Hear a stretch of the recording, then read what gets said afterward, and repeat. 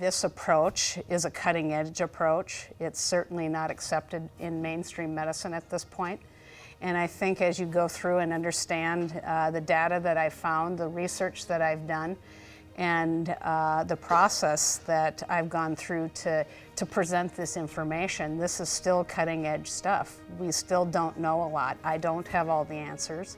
And this is a start for conversation. This is a start for us to begin the dialogue of looking at our brains as a whole body. It's not separate. There's a neck between there, and that connects us to our body.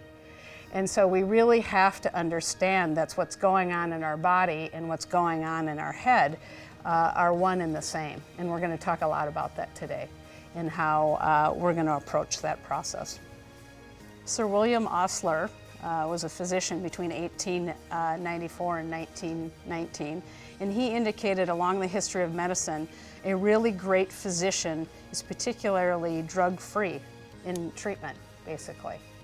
Drugs don't solve this problem, and as you see, as I proceed through my slides in the history of the pharmaceutical companies and all the things, that this statement is going to become more and more true, that we have lent our brains to the experiment of the pharmaceutical companies.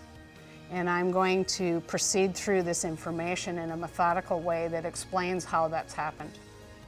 So these are statistics that are a little bit old. You know, when you go on the CDC and you look at statistics and you try to find more recent statistics, they're not out there yet.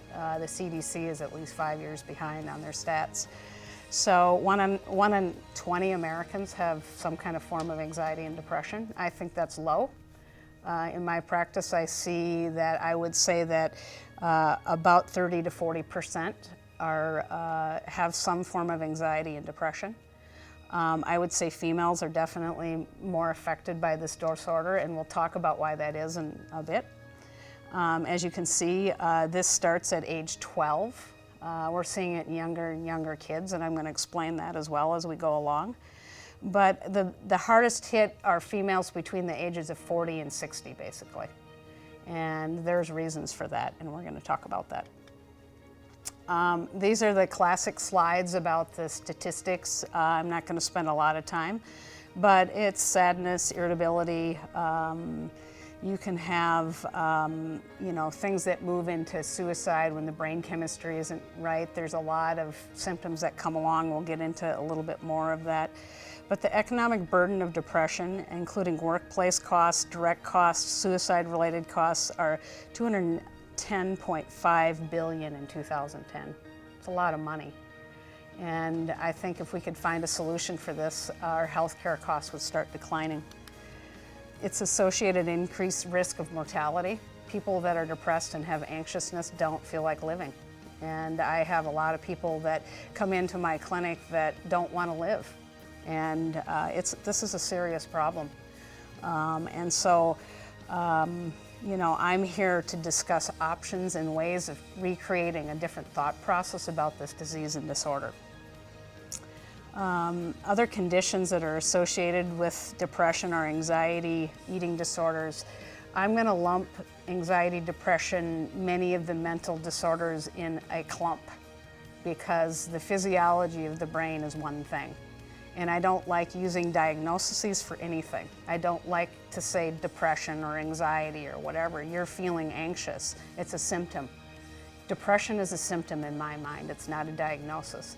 And as I said, and I say to my patients that come in, diagnoses are there to produce a code for an insurance company to make payment and then to prescribe a drug. It doesn't tell you the underlying cause or the function behind the diagnosis.